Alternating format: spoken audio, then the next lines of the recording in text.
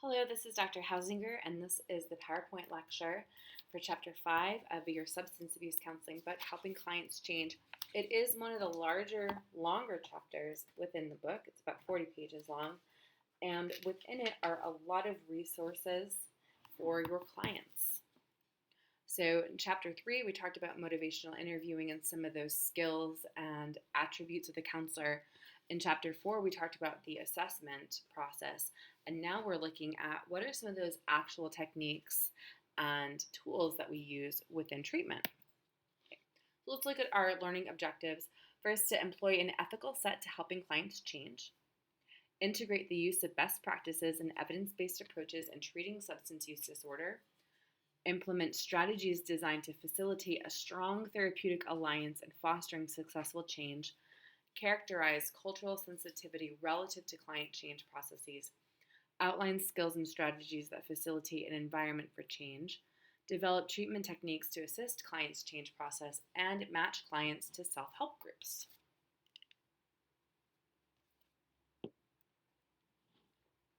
All right.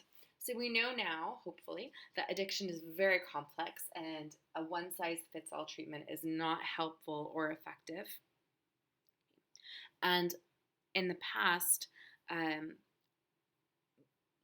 counseling within treatment centers really had a confrontational and disrespectful way, assuming that everybody was in denial and hiding things. Oh, they're addicts, they act this way, or they're going to lie, or they're going to do that. And really looking down on clients and expecting the worst from them, and in turn not treating them with respect. And then you know what happens when that happens. People act the way that people expect them to rather than having great change. So we need to look at, again, the person of the counselor and how we're going to hold ourselves accountable and how we're going to hold our clients accountable and how we want our clients to experience life. And that starts with the modeling behavior that we show them. Okay. So looking at addiction as a complex but treatable disease that affects brain function and behavior. Now remember that there are different schools of thoughts on whether or not addiction is a disease. Okay? The smart recovery folks feel that it's more of a coping mechanism or maladaptive choices. Right? Some psychiatrists believe that it's more of a personality disorder, but the time for the debate is not here. We're just going to look at the complex part, right? So we're looking that it does affect the brain and the body as well as behavior. So we have choice and the physical manifestations of that choice. Okay. No single treatment is appropriate for everyone. Now, one of the most frustrating things with our healthcare system is dealing with insurance and the lack of beds that are available. So if someone says, I'm ready, I want to go to treatment right now, and there isn't a bed available, it's available in 2 weeks or a month, they might not be motivated in a month. So it's important to take advantage of that stage of motivation and be creative with problem solving if that needs to happen as well. Like, okay, so maybe we can't get you an inpatient bed for a couple days or a week or so. What can we do in the meantime? Right? Can we look at harm reduction? Can we look at moderation? Can we look at going to the primary care doctor, etc.? Okay. Right. So on page 106, we have a nice chart here that shows the variety of different things that a client might need, including childcare, vocational services, mental health services, medical services, educational services, HIV or AIDS services, legal services, financial services, housing and transportation services, and family services. Okay. So that really reflects the 6 dimensions of ASAM, doesn't it? So substance use can impact all areas of a person's life, and because of choices and behavior and the medical aspect, we might have people that are in poor health or really need to learn skills so that they can have healthy coping adaptive mechanisms and hopefully legal employment as well. Okay.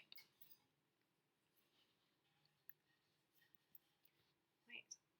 Now, there's different research on how long a person should be in treatment for, and research, according to your authors, show that about 3 months is really helpful. But what does that mean? Is it 3 months inpatient? Is it 3 months outpatient, etc.? Well, remember that people are going to respond to different types of treatment, and some treatment is better than no treatment. So if a person really cannot go to intensive inpatient, maybe they can go to intensive outpatient. Okay, so some treatment, any type of treatment, is better than no treatment at all. Okay. Right.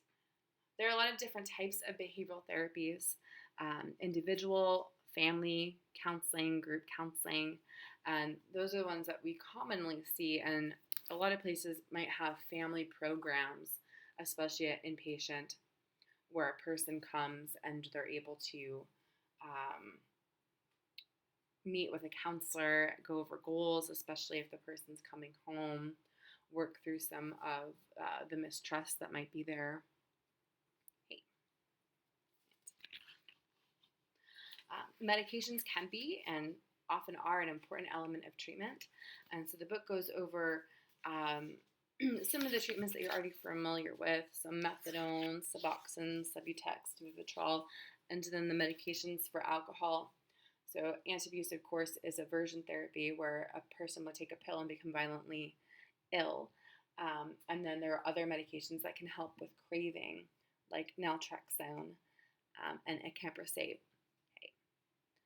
And then we have the Sinclair method, which pairs naltrexone with drinking to create pharmacological extinction. So a person, this is particularly helpful with binge drinkers, might not continue binge drinking. A quarter of people in the Sinclair method do reach abstinence, and they do say that it has about a 76 to 78% success rate, and people are able to curb their problem drinking. Okay. So on pages 107 through 109, we have 13 tenets of effective treatment. Addiction is a complex but treatable disease that affects brain function and behavior. Okay. No single treatment is readily available.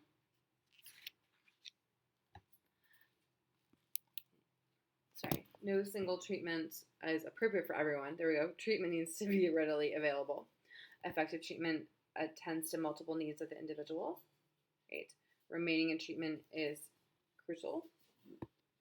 Right. Medications are important. So these are on page 107 to 109. An individual treatment and services plan must be assessed continuously and modified as necessary to ensure that it meets the needs. So we were talking last session about assessment is ongoing. So you do the initial assessment, which is the big, long ASAM assessment at the beginning, but you're going over treatment goals with each one-on-one and with group counseling. And when a person is getting ready to phase through different stage of treatment, you assess again, or you update the length of abstinence, okay? And we modify things because things do come up, and we talked a little bit about this. Okay. Many people that are addicted to substances have other mental disorders as well, so we need to look at co-occurring treatment perhaps and referrals. And this can really be a chicken or an egg situation. So now we're seeing more and more places that are integrated. Okay. Detox is not a substitute for treatment. It's the first stage, and by itself doesn't change long-term drug abuse because it doesn't address the behavior. It helps a person get the drugs and alcohol out of their system, and the body returns to some sort of homeostasis. But the truth of the matter is that, especially for heroin addicts, this is the most dangerous time, is right after detox if they don't go door to door. Because when somebody is medically detoxed from opiates, they no longer have it in their system. So then if a person was to go and use at the same level that they previously did, they could overdose because they don't have tolerance anymore. Okay. Now there are some detoxes in hospitals that might be 2 weeks, and they do have counseling and groups in there, but most of them don't. It could be anywhere from 3 to 5 days if people have a lot of Dimension 2 comorbid comorbidity and health problems, they might need to be in the hospital longer. But we don't really see a lot of counseling here. We see referral to treatment centers. Okay. Very important. Treatment doesn't need to be voluntary to be effective, right? Mandated court-ordered treatment, people's motivations change while they're in treatment. Anger management is a really good example of this. Nobody wants to go to anger management. You usually get ordered to go to anger management because you're angry, and then everybody's angry that they're in anger management. But it's one of those where you're learning skills and the motivation really can change. So it can be very, very helpful. So remember that people go in and out of the stages of change, and motivation changes all of the time. Just because somebody's forced to do something doesn't mean that it's going to be ineffective. We've talked before about a difference between a lapse and a relapse. Drug use during treatment needs to be monitored continuously. We often do that with UAs. Now, most intensive outpatient and outpatient places in the United States are abstinence-based, especially for alcohol. But a lot of people are taking MATs, medication-assisted treatment, for opiates and heroin. So how do we monitor that? Well, we monitor that through levels in the urine. Same thing with medical marijuana patients. So for medical marijuana patients, they're in treatment for other things. And again, we can agree that medical marijuana is a safer pain management alternative than opiates in most cases. They would have to label, the strain that they're using. How are they taking it? Are they smoking it? Are they eating edibles? Are they doing tinctures? Are they doing creams on their body? How often and how much? And then that log is going to be compared with their UA. And so if there was a particularly high pain day where they were smoking or vaporizing or whatever it is, using more, and they got UA, you'd be able to track that and verify that through the records. Versus you can tell if somebody has like prolonged really high use or a spike in use, or if it's non-medical use, you can kind of tell. Okay, great.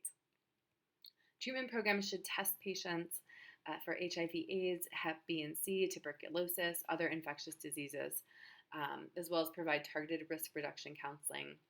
So we do the HIV/BRI intervention right when people come in, and then we can link them to services as well. And most places like jails, hospitals, treatment centers, people are going to need to show a proof of TB test or get that done right before entering. Okay, so carrying over from chapter 3, it's very important that we have a solid counseling relationship. And this starts on page 110. You can think of yourself as a facilitator rather than as an advisor, or I'm going to tell you what to do. Okay. And in Miller's studies with teenagers, they found that the most important variable on whether or not a person thought that counseling was success was the warmth and empathy of the counselor. So very important. So the qualities that we're looking for are empathy, genuineness, immediacy, warmth, and respect.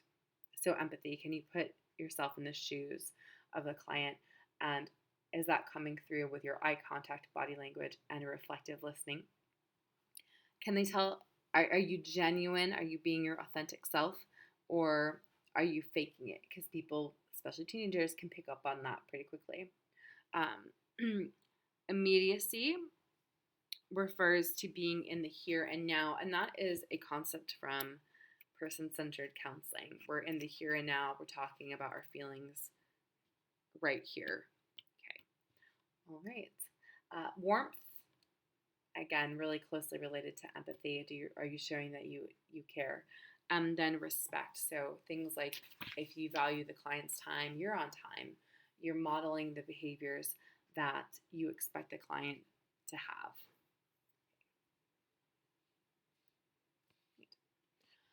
Cultural sensitivity and acknowledgement of diversity and multiculturalism is essential, and it's actually required in the WAC that you have training on that, and most agencies have that training requirement as well. Okay. And again, this goes into the person of the counselor, you yourself, and your constant dialogue as you're developing as a person and examining your relationships and attitudes to different things. Okay. A lot of chapter 5 is going over skills and examples of the skills that will help to create the environment for change. So this is starts on page 113. Please don't skip over this. How do you actually start this? Right?